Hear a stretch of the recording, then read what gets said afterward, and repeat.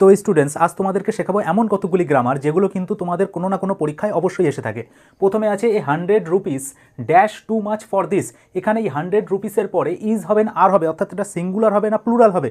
তো বলে রাখি, যখন 100 রুপিস থাক বা 1000 রুপিস থাক, যাই থাকুক না কেন, সবসময় কিন্তু আমাদেরকে এখানে সিঙ্গুলার ব্যবহার করতে হবে, অর্থাৎ এখানে আমাদেরকে ইজ বসাতে হবে।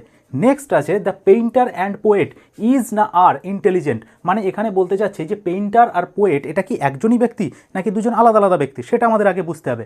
তো যখন আমাদেরকে এখানে খেয়াল করতে হবে যে কটা আর্টিকেল আছে, তো এখানে দেখো একটাই আর্টিকেল আছে দি, এই পোয়েটের আগে কিন্তু দি নেই।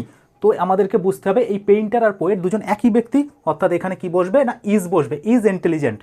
যদি এই পোয়েটের আগেও যদি একটা দি থাকতো তখন কিন্তু এটা প্লুরাল হতো এবং আর বসতো।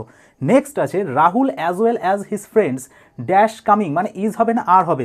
তো বলে রাখি, যখন as well as, together with, along with এই ধরনের ওয়ার্ডস থাকে তখন আমাদেরকে দেখতে হয় প্রথমে কে আছে।